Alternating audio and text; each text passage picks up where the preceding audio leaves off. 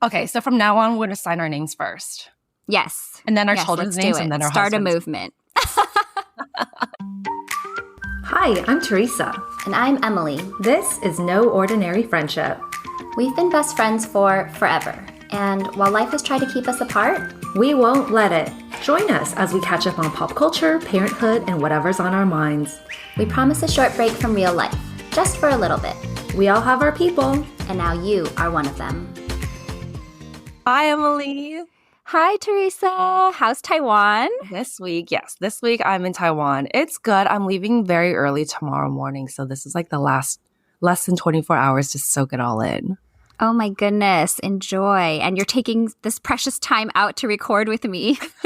No, it's so good. Though I did forget a lot of my podcasting equipment. I'm like, just wish I had a little studio that could come with me and transport with me. Not that we are even that technical, but it's annoying to like set everything up and find new boxes to set my equipment I know. My microphone is on a Kleenex box, so we're very professional here.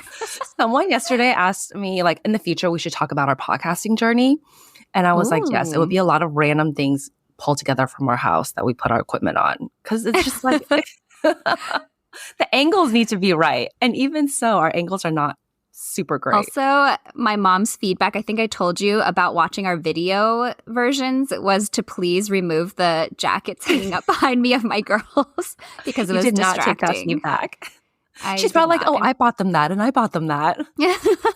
But Taiwan has been great. It's so underrated. And I feel like something that people don't know enough about. Well, more people need to come to Taiwan, period, for like tourism purposes. But like these salons in Taiwan, I'm sure you know this already, like the hair washing, the type of service that you get, it is worthy of talking about again on this podcast. Because I feel like when you go to a place, you're like, oh, the food, the culture, the museums, whatever. Go to the hair salon in Taiwan.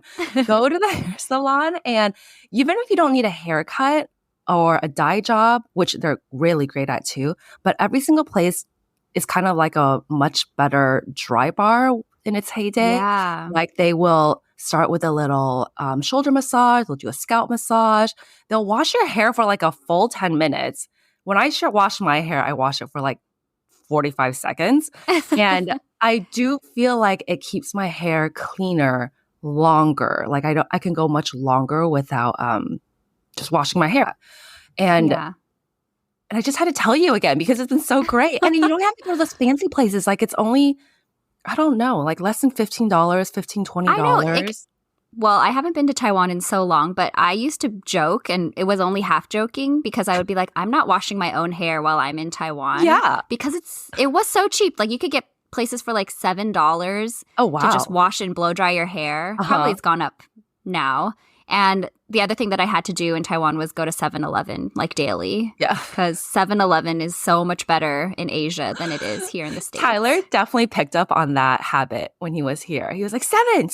I have to go buy my like Yangleduo, his like little Yakult drink with a little straw. But yes, the hair salons in Taiwan, amazing. I need to go back. I got a hair conditioning treatment, by the way. And I don't know if it works or not, but it took an hour and at least it was very relaxing. And they steamed my hair. I took videos of it. I'll show you later. I was like, is this working or is this like damaging it? But whatever. It's just like a very like this tranquil place that I'm sitting in right now. But the other thing in Taiwan I want to tell you about was, well, obviously you know this, but like massages are very affordable here too. They're very good at what they do. The service is phenomenal. Mm-hmm. But I went and got a massage the other day, and it was a foot massage. So, foot massages for an hour, but they start off with 20 minutes of shoulders and back and arm and all of that, like upper body.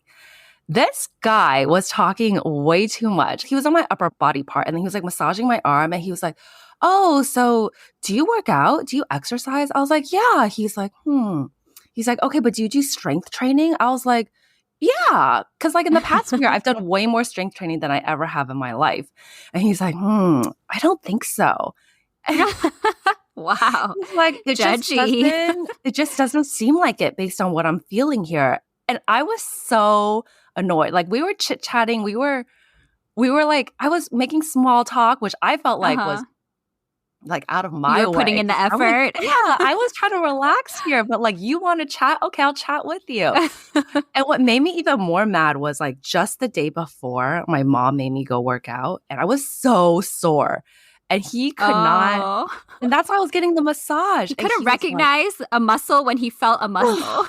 And then I looked him up and down, like kind of secretly side eye. And I wanted to be like, do you work out? I mean, it did kind of look like he worked out. But when he said yes, I wanted to be like, oh, can't tell. Can't tell that he worked out. Maybe in Taiwan, it's like a compliment to say a girl has like no muscle tone. Because I remember, at least back in the day, like really super skinny girls were the prized look. So maybe he was trying to serve you a compliment. I was so annoyed. And you know, for these big massage places, they all get an assigned number. And I went back. I told my mom about my experience. She's like, wait, didn't you have the same experience last year when you went to this place? And she like, of course, she's a hoarder, right? So she like pulls out the little massage place pamphlet. And I wrote the number down of the guy that I got. And it was the same guy. Oh my gosh. Last year, he also told me I had no Make muscle. a note for next year. Different guy, please. Number 61 is a no-go for me. Like, actually, well, it's been so many years since I've been to Taiwan and I miss it dearly, but I got a massage because, of course, I was like, oh, I want to get a massage. They're so cheap. They're so great. And this was pre-kids. Victor had come with me and we were staying with my parents who were living in Taiwan at the time. And they took us to this spot, and I think it was like a foot massage place, but I wanted like full body. So they did full body, but it was so painful. It was kind of like a older, almost grandma lady. And I kept saying like, oh, that's really hard. Like, that's really painful. And she's like, no, it's fine. It's good. And after the massage, I thought I was going to die. Like, you can ask Victor or my mom, like, I was like dizzy. I felt nauseous. I don't know what happened. It was like my body went into like shock or something. So we like couldn't go to dinner. We had to just go straight back to their place. I like lay down for the rest of the night. It was the worst experience. Very dramatic. So I'm going to stick to hair washes when I go to Taiwan because they don't take no for an answer. I was like, can you do it lighter, please? And she was like, no, this is good, because they were like working out the knots in my back. And like I had a headache. So I was like, oh, maybe this is good. But it was too much. No, you got to listen to your body. Yeah. Especially afterwards. It wasn't fruitful at all. No, I'm not sure what happened, but they think that they're doing you some good too. Like, I'm fixing her. I am like, this pain is going to do her good. That took a turn. Yeah, sorry. But I have good news to share with you. Remember last time I was griping about how I only made 72 cents on my side husles? I sold an Etsy shirt. And actually, since I put this in our podcast outline, I sold 2 more. So I'm officially a 3-shirt Etsy seller. I mean, and that might be it. Like, that might be the end of my journey. But I was so excited. Like, I don't know. It's kind of sad because being someone who was a marketer for real brands, like, if you sell 3 of an item, like that's definitely a fail. But I was like, Victor! And like, I got an email and it was like, you made your first sale. And I was just like, so happy the whole day. I think I texted our friend group. That's so cute. But yeah. And more sales to come too, because it's like the holidays coming up. The Chinese New Year holiday. Some of my shirts are supposed to be like Chinese New Year or Lunar New Year focused. So I am hoping I get a few more before that window You closes. Definitely will. I mean, it's still a whole nother month and a half until Lunar New Year. Oh, wait, no, a month. I guess before so. Lunar New Year. Yeah, a month. But then there's like shipping. I don't know. You know, everyone panicked later. Yeah. The other random thing I wanted to tell you, and I actually made a TikTok about it, so I don't know if you already watched it, but one of my friends, she posted on Instagram that her friend called out, like, hey, did you know you're the only holiday card I got where you put your name first? Because, you know, the holiday card will say, like, from or love and list the whole family's names. Yeah. And I went to look at the holiday cards I received, and it was the same thing. Like, only one person put her name first. And I even put Victor's name first. And you're guilty I'm going too. to change that. Yeah, I'm guilty. And I don't know why. I don't know. I think that's how I always sign. It's always almost like the polite thing to do. Like, if I group by, like, a present for a friend, I don't put my name first because it's almost like taking too much credit, which is dumb. Like, who cares if you put your name first? So that was such a weird phenomenon that, like, it's so prevalent because people also responded to my TikTok saying the same thing. I did see your TikTok, Emily, and I was thinking about it too. Because I do both. Like, if it's for my family, it's just more natural to sign my name first. And I'm like, why would I put Steven's name first? And then the kids' names go last. But also, like, why does Tyler's name have to go first? Just because he's older? Yeah. Like, maybe I should mix things up next time and sign Logan's name first. But I was thinking about how, like, for wedding cards too, like, I feel like I probably wrote Victor and Emily when I was sending out invitations. But you are my better friend. Like, I should have put you first. Why did I put Victor's name first? I don't know. It's because we live in a patriarchy. Ugh, patriarchy. Right. And because they're not even the gift givers. I think the only time I really signed Steven's name first, though, is when it's for his family. Actually, that's what one of the people commented. They said, the only time I put my husband's name first is when I buy flowers for his mom. That's so nice of that she's person. So nice. Yeah. The wives are such unsung heroes. Okay, so from now on, we're going to sign our names first. Yes. And then our children's names, and then our Start husbands. a movement. We're going to really switch it up. Leave his name off. Okay. This is kind of let's old. move to pop culture. Oh, wait, go ahead. Yeah, this is kind of old, the pop culture section. But have you heard about the whole thing with Simone Biles and her husband? I only heard about it on Giggly Squad. Okay. I don't remember what they said. So I don't know what all the details are. But he's a football player, right? That nobody knows. Nobody knows. And then I guess someone asked, like, who's better at their respective activity. Okay, let me tell you. No, you're close. You're really close. I mean, maybe this will be apologies and corrections later. But he was on a podcast, and I guess on the podcast, they were asking about, like, his relationship with Simone Biles. And I'm sure it's a very long podcast, but, like, there are tidbits of it that came out that was, like, apparently he didn't even know who she was when they started dating. She slid into his DMs. They met on Raya, which is it even called slipping into your DMs if you, like, match on Raya and then you message that person? I assume that's how it works. So.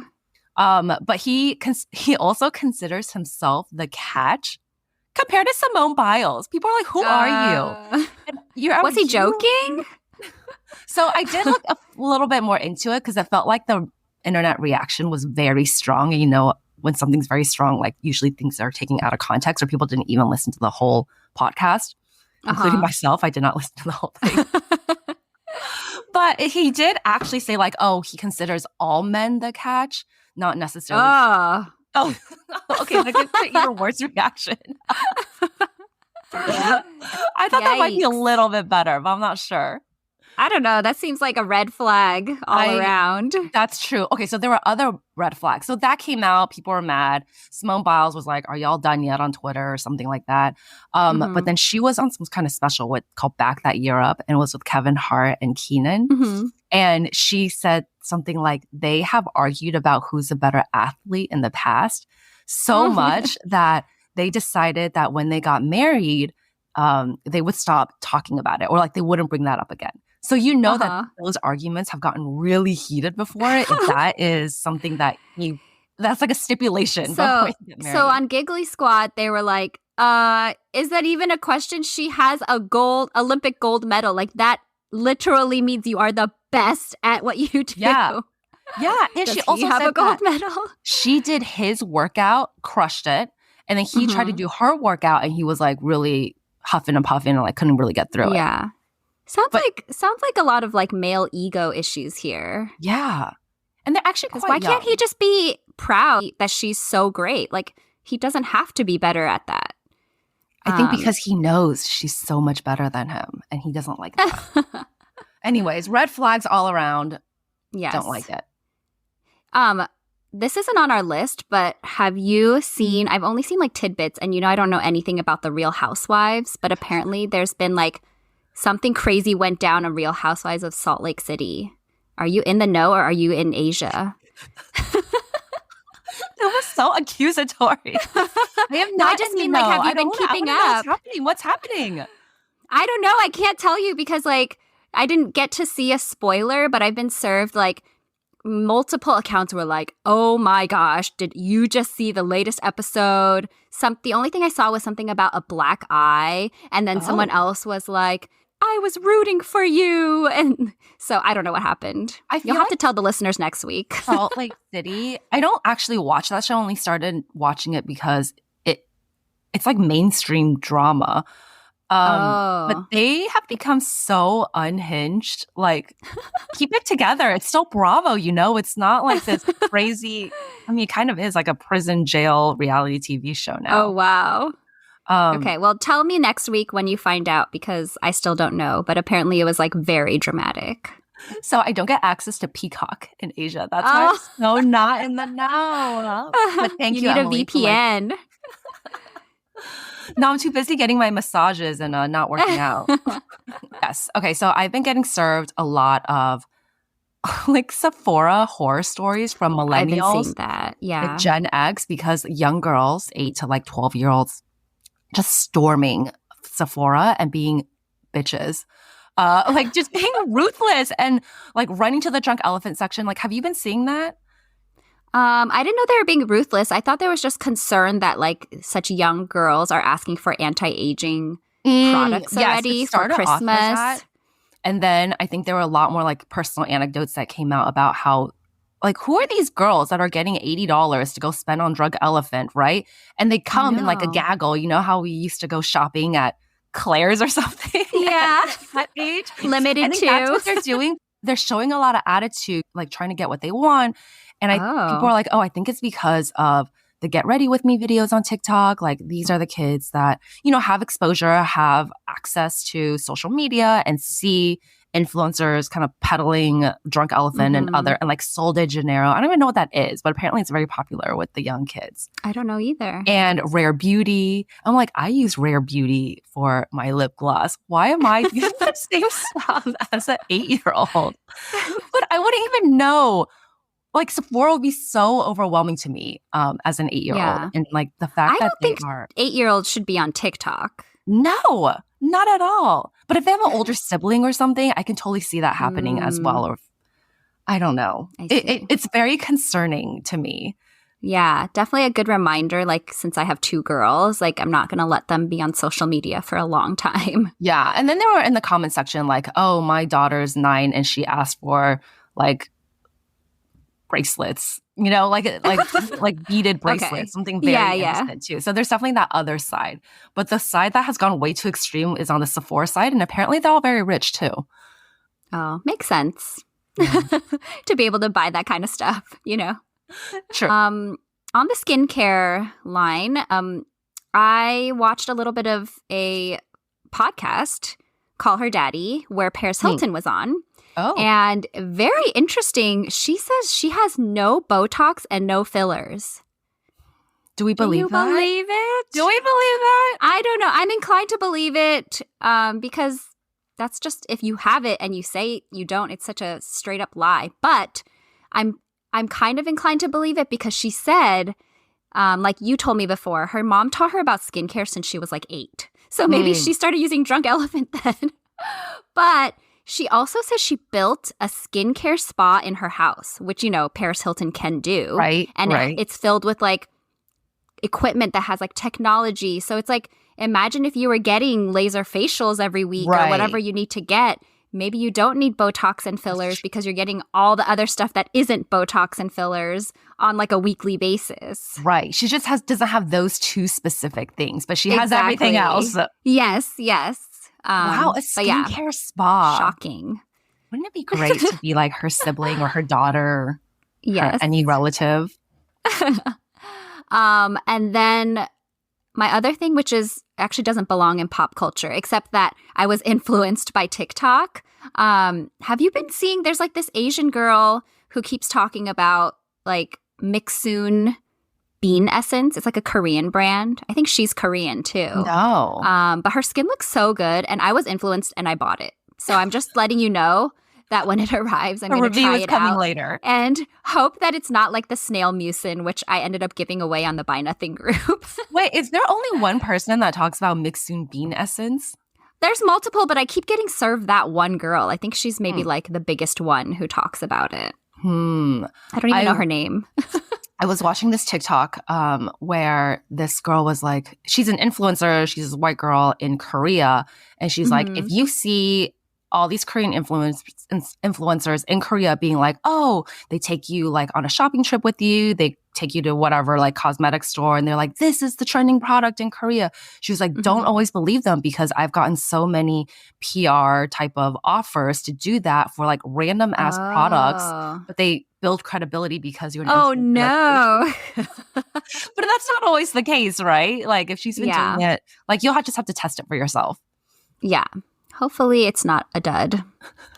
We need it. Shall we move on to Parenthood? Parenthood? I'm reading the note and trying to remember what it was. Oh, gratitude hack. So this actually shouldn't be in Parenthood because it's for people who don't have kids. But the other day, since I came off of like 2 weeks nonstop with my kids, you know, for holiday break, I was just like, oh my gosh, like life with kids is obviously there are great things. And like there are times when I'm like, they're so adorable and they fill my heart. But then there are exhausting times where I'm like, why do they make everything like 10 times more difficult? And the very last day of their break, Victor had to go back to work. So I was solo parenting the whole day. And I did not take them anywhere because I was just like, I don't think I have it in me to deal with any sort of like nonsense when we're out in public. Right. So my gratitude hack for people who don't have kids, or maybe just don't have young kids, is like if you're in a sucky situation, just say to yourself, at least I'm not doing this with young kids. Like if your flight is delayed or you're stuck in traffic or you have the flu, which they all suck. But if you don't have young kids, at least you're not dealing with that extra hassle. Totally. That definitely resonates. I feel like that probably resonates better, I think, with people that have older kids that have like grown out of and really understand what it's like to have young kids. For those that don't have kids, they just don't. Just can't understand. Yeah, it's hard to understand. And I'll also say like when I initially heard that, like totally I get that now. That's something that I say myself now. I think I said it like 2 weeks ago. But like 5 years ago, if I heard that, I would be so hurt because I was like trying to get pregnant so badly. And I would be like, oh, I would love to have that. Oh, would love to have that experience of like being annoyed at my kids. And Teresa. I don't know why I'm getting emotional. Because the feelings were real, especially then. Yeah, those 5 years were, I mean, not 5 years, but 5 years ago, it was like a really tough time. I would probably just like, oh, I need to like unfollow this person. Not you, but like it would be hard to like push through and like actually feel and relate to that person. Totally. No, I know. And I say it in jest, you know. I know. Like I totally understand. And you went through a long journey to be able to have Tyler and then Logan. And we definitely shouldn't, you know, discount any of that. And even when I was trying to get pregnant, I didn't have to do IVF or anything. But during that time, you're just like, why is this not working? Right. Like, can I get pregnant? And I totally understand that stress too. But I don't know. You know, I you were just in it for 2 weeks. You were just in it for 2 weeks with them, day in, day out. Yeah, it's so hard. I mean, I have the Sunday scaries going back to my kids. So I get it. I get it. We'll get through it. Yes. But that's a good gratitude hack, though. Yes. And I'm sure there's someone wiser and older than me to give me a gratitude hack about having young kids. Actually, I don't know if I told you when we did a staycation in San Francisco. And my kids were seriously the most crazy kids in the whole hotel for 2 days. Like I 2.5 days. you were going to say they were so good for you. They were fine. There was no like horrible meltdown moments, but they just like could not sit still. And it's like this nice looking fancy hotel. They had one of those like Moet champagne towers, and Victor was so nervous every time we walked by. He's like, please don't let me have to pay for that. Please don't let me have to pay for that. But anyway, this older woman who had older kids randomly came up to me as the girls were like making a mess in the lobby, and she was like, oh, the elevator girl. So I'm like, okay, she remembers us from the elevator. And she was like, just enjoy it. They truly do grow up so fast. And I was like, is she actually like jealous of this chaos I'm living in? Because her kids are like quiet and normal. But you know, I know one day I'm going to look back and just like really miss that they didn't want to separate from me and loved me no matter what, you know, so. Do you ever look at your old pictures in your camera and miss those times, like when they were even younger? Oh, so much. Yeah. So you're definitely going to miss this time too. I'm such a like baby person. So all their like teeny tiny photos, I'm just like, oh my gosh, look how tiny she was. And I'm kind of the not opposite. So opinionated and didn't talk back. And because when I look at those photos, I'm like, oh my God, they were so little. But like, I'm so thankful that time has passed already. So I think that's how you'll feel maybe in like a year or two. Yeah. I think I will feel that way for sure. Okay, on should we hit on a couple, random things? So we are on TikTok too much. But it's because you're not here. I'm so lonely. This Asian girl was talking about how for the longest time when she was looking for her foundation, she thought that she had warm undertones because I've also believed that too. Like every time I look for foundation on Sephora or whatever, when they have a sale, I'm not going to go in and color match. Like I just feel like I have a warm undertone. Like Asians have yellow skin, right? And so obviously I'm not going to be, even if I'm paler, I'm not going to have that like cool undertone. She went to Korea and did a color match. Obviously they catered towards Asians there. And she was told that she has like a cool to neutral undertone. And then when she tried those on, they actually matched her face so much better than all the warm undertones that she's been told to believe that she had in the States. And she was like, this is crazy. She was like, and she's probably like 20 something years old. She's like, I've never thought that I would be a cool to neutral, but this fits my face so much better. I'm like understanding my color spectrum a little bit more on my face. And then people saw it too when she did like before and after between like the warm one and the cool and neutral one. And I think I don't know what I am, but I always just assume if I just keep blending hard enough, it'll blend to my skin tone. Because they're so close to one another. I don't know about foundation specifically, but I've always gravitated towards cooler. Oh, really? Like cool tones. Like, you know, the Naked palette. Oh, yeah? The eyeshadow one. I prefer the cool one. Because I don't feel like the browns or like rosy or red colors look good on me. Like the more like grays and purples, I think look better. So when did you make that discovery? I don't know. I've always felt that way. It's like a smoky eye would be good for you. Yes, yeah. Like actually today I had to throw away that Naked palette. It was so old. I just found a random eyeshadow since we're recording, and it has like a brown, so I don't love it, but that's what I'm using right now. Okay, tell me about your foundation. Oh yes. So I don't know. I think I wasn't looking, and I had my Instagram open, and I happened to stop on this like ad that was for women 40 and over. But because I stopped on it, I think Instagram was like, oh, she's 40 and over. So for the rest of like the next few days, I kept getting served stuff for like women 40 and over. Like what? Hair color, makeup stuff. But it was very clearly like the messaging was like women 40 plus. And I was like, ugh. But then I ended up, damn it. I ended up buying a foundation targeted for mature skin. And I actually forget what it was called, but it had stuff that said like Oprah's favorite or whatever. And I have no idea if it's good, but when it arrives, again, I will try it out and let you know. I chose like the fair color because I didn't know how to match my skin color, but the fair one is like, I think the lightest one. It was called like baked foundation. So it looks like it's in a compact that looks dry. So it's not like a liquid foundation, but supposedly it goes on kind of like creamy maybe. Yeah. So like I'm curious to see. Popular. Those are so popular and those are really nice for touch-ups too. But I remember getting a couple of them when I was in Korea a few years ago.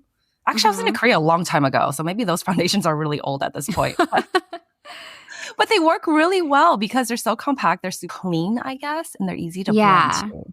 They come with it looked enticing. So, and I figured like, I mean, I don't have young skin, so maybe whatever it is for maturing skin is better for me. So, yeah.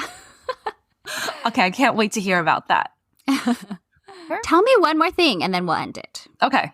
Because you kind of hinted at it, and I have no idea what this movie is. Oh, it's a Man Called Otto. It's on Netflix. Actually, I don't know if it's on Netflix in America. It's on Netflix in Taiwan, though. But it's based, I think you would like it because Tom Hanks is the main character, and it's based off of a very popular book.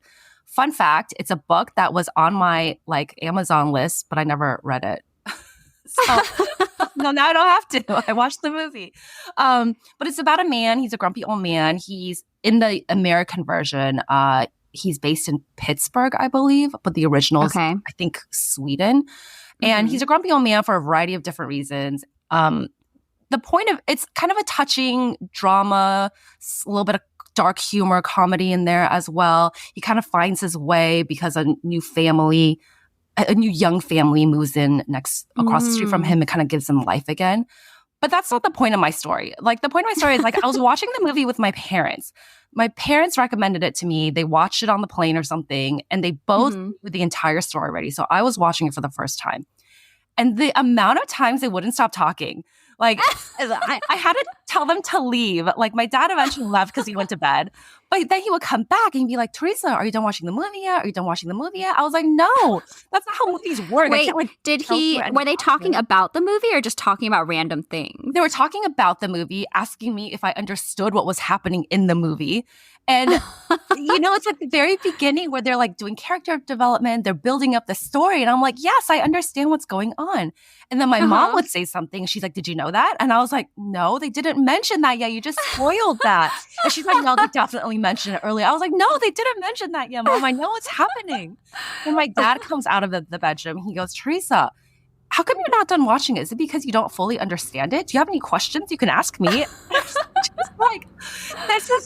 It's a very touching movie too, it's not legit just something you put on in the background. You should be paying attention.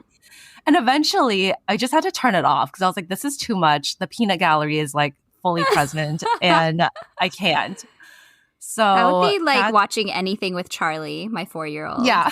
She asks so many questions that one time Victor was like, Charlie, if you can't understand, let's just watch something else right now. Because it was nonstop questions. And also he doesn't know the answers, right? He's watching it with her. Yeah. And I think it was just, usually he's really patient and answers her questions so much nicer than I do. But I think it was just, winter break had us all worn down. He was like, let's just turn on something you've already seen before. Well, that's what I thought would happen, right? Both my parents have watched it before. And so the questions, I don't know. Wouldn't happen. Yeah, the questions wouldn't happen. And my mom was like, oh, you don't watch very many movies with us. Because apparently my brother used to. And my mom said that my brother would just come prepared with all the answers. Because my mom would ask so many questions what did he say? What did she say? What does that mean? And my dad does that as well. And then she said that when she started really understanding the movie and she didn't have any questions, my brother would get concerned and be like, do you understand what's happening? Do you know what's going on? Do you have any questions? At least in the me and Victor duo, I'm the question asker. So I know I'm a little hypocritical that I'm annoyed Charlie asks questions. But I try to tone it down or a lot of them are rhetorical, just more reacting to what's going on. No, reacting is fine. That's totally fine. And you keep some inside, which is okay too. But my whole frustration is I don't know. I don't know. You guys watched it and I didn't. So why do you have questions? When I watch a movie with Steven and it's starting to get a little bit complicated, there are a lot of twists and turns happening. I know Steven is not fully grasping what is happening. And so I'll ask him do you know what's going on? He's like, nope. But then he won't ask any questions. He'll just keep watching it until the very end. He Wikipedias everything. At least he doesn't bother anyone else. That's true. That's true. But I'm always do you even understand the punchline that happened here or the gravity of that situation? He's like, nope. I'll watch it with him and I'll ask the questions for all of us. But I do recommend the movie if it is on Netflix. I'll see if it's on Netflix here. Yeah, definitely. Yeah, I remember we were so sad because when we were traveling in Asia, we watched Brooklyn Nine-Nine on Netflix. And when we came back to the States and we hadn't finished it, it wasn't available. And it was so soul-crushing. Wait, is it? It's on Peacock now. Do you have Peacock? I think it was, we were able to finish it on Amazon Prime, maybe. Oh, nice. Yeah. I've been watching a lot of Brooklyn Nine-Nine here too. And okay, this is the last thing. Okay. we watched it on my dad's Netflix account, so it's all in Chinese. And apparently, Brooklyn Nine-Nine translates into ridiculous police station. Interesting. That's it. That's all for this week. All right. Well, thank you, listeners, for tuning in. Have a great week. Bye. Bye.